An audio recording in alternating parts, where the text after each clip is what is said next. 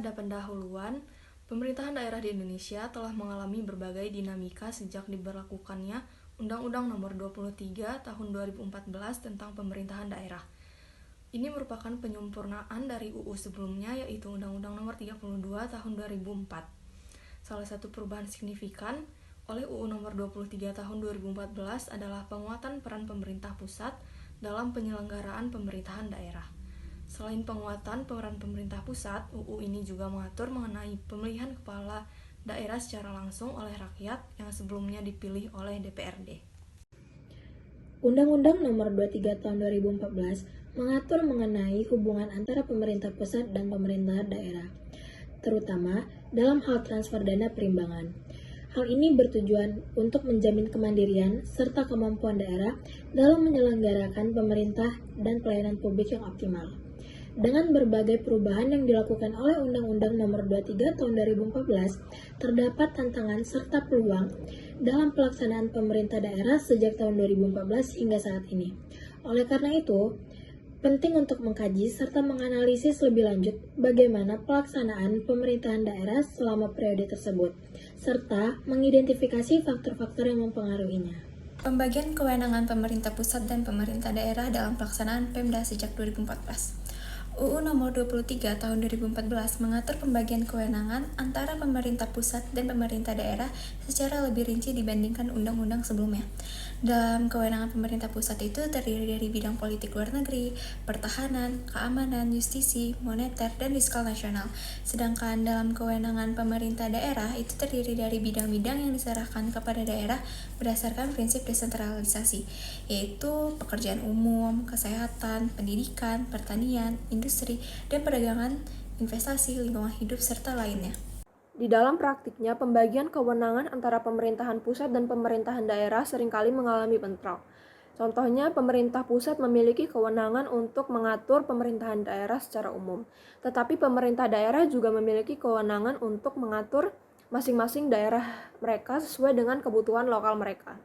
Hal ini dapat menimbulkan ketidakjelasan pembagian kewenangan antara pemerintah pusat dan pemerintah daerah, yang dapat mengakibatkan konflik dan kebingungan dalam pelaksanaan pemerintahan daerah ataupun di dalam masyarakat. Pembagian kewenangan tersebut perlu diimbangi dengan pembagian sumber daya yang memadai, termasuk anggaran dan juga sumber daya manusia.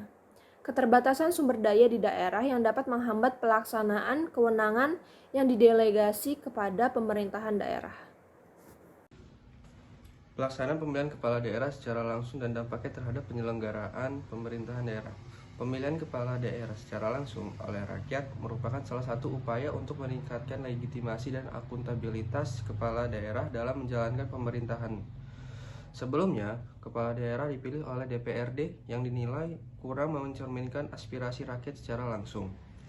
Pelaksanaan pemilihan kepala daerah secara langsung juga menghadapi berbagai tantangan seperti maraknya politik uang, konflik antar pendukung, dan rendahnya partisipasi masyarakat. Politik uang menjadi permasalahan yang serius dalam proses pemilihan kepala daerah. Pemilihan kepala daerah secara langsung juga memberikan peluang bagi munculnya pemimpin yang dekat dengan rakyat dan memahami kebutuhan daerahnya. Pengelolaan hubungan keuangan antara pemerintah pusat dan pemerintah daerah, terutama dalam hal transfer dana perimbangan. Pengelolaan hubungan keuangan antara pemerintah pusat dan pemerintah daerah merupakan salah satu aspek penting dalam pelaksanaan pemerintahan daerah. Undang-Undang Nomor 23 Tahun 2014 mengatur mengenai transfer dana perimbangan dari pemerintah pusat kepada pemerintah daerah yang terdiri dari dana bagi hasil, dana alokasi umum, dan dana alokasi khusus. Dana bagi hasil merupakan dana yang bersumber dari pendapatan anggaran pendapatan dan belanja negara (APBN) yang dialokasikan kepada daerah berdasarkan angka presentasi tertentu untuk mendanai kebutuhan daerah dalam rangka pelaksanaan desentralisasi. Dana alokasi umum (DAU) merupakan dana yang berasal dari APBN yang dialokasikan dengan tujuan untuk pemerataan kemampuan keuangan antar daerah untuk mendanai kebutuhan daerah dalam rangka pelaksanaan desentralisasi. Sedangkan dana alokasi khusus (DAK) merupakan dana yang berasal dari APBN yang dialokasikan kepada daerah tertentu untuk membantu membiayai kegiatan khusus yang merupakan urusan pemerintahan yang menjadi prioritas nasional. Faktor pendukung dan penghambat dalam pelaksanaan pemerintahan daerah berdasarkan UU Nomor 23 Tahun 2014. Pelaksanaan pemerintahan daerah berdasarkan UU Nomor 23 Tahun 2014 dipengaruhi oleh berbagai faktor pendukung dan penghambat. Faktor-faktor pendukung antara lain: A. Adanya payung hukum yang jelas dalam bentuk undang-undang. B. Dukungan dari pemerintah pusat dalam pengawasan dan pengendalian pelaksanaan pemerintah daerah. C. Komitmen pemerintah daerah dalam menjalankan amanat undang-undang. Dan D. Partisipasi masyarakat dalam pengawasan dan kontrol terhadap pemerintah daerah. Faktor-faktor penghambat dalam pelaksanaan pemerintahan daerah berdasarkan Undang-Undang Nomor 23 Tahun 2014 meliputi: yang pertama, keterbatasan sumber daya manusia yang kompeten di daerah. Pelaksanaan pemerintahan di daerah membutuhkan sumber daya manusia yang memiliki kompetensi dan kapabilitas yang memadai. Dan yang kedua, masalah korupsi dan penyalahgunaan wewenang di tingkat daerah. Korupsi dan penyalahgunaan wewenang masih sangat menjadi masalah yang cukup serius dalam penyelenggaraan pemerintahan daerah di Indonesia. Dan yang ketiga, kurangnya koordinasi dan sinkronasi antara pemerintah pusat dan pemerintah daerah. Yang keempat, ketimpangan kemampuan keuangan dan infrastruktur antar daerah. Terdapat kesenjangan yang cukup signifikan dalam kemampuan keuangan dan ketersediaan infrastruktur antar daerah dan dengan daerah lainnya. Dengan memahami faktor-faktor pendukung dan penghambat tersebut, diharapkan dapat dilakukan upaya-upaya untuk mengoptimalkan faktor pendukung dan meminimalisirkan faktor penghambat dalam pelaksanaan pemerintahan daerah berdasarkan Undang-Undang Nomor 23 Tahun 2014. Hal ini penting untuk memastikan bahwa penyelenggaraan pemerintah daerah dapat berjalan secara efektif, efisien, dan sesuai dengan tujuan desentralisasi serta kebutuhan masyarakat. Kesimpulan, pelaksanaan pemerintah daerah di Indonesia telah mengalami perubahan signifikan sejak berlakunya Undang-Undang Nomor 23 Tahun 2014 tentang pemerintahan daerah. Undang-undang ini merupakan penyempurnaan dari undang-undang sebelumnya dan bertujuan untuk mengakomodasi perubahan serta tuntutan dalam penyelenggaraan pemerintah daerah yang lebih baik. Salah satu perubahan yang penting adalah penguatan peran pemerintah pusat dalam penyelenggaraan pemerintah daerah. Hal ini dilakukan melalui pembagian kewenangan yang lebih jelas antara pemerintah pusat dan pemerintah daerah, serta adanya mekanisme pengawasan yang lebih ketat.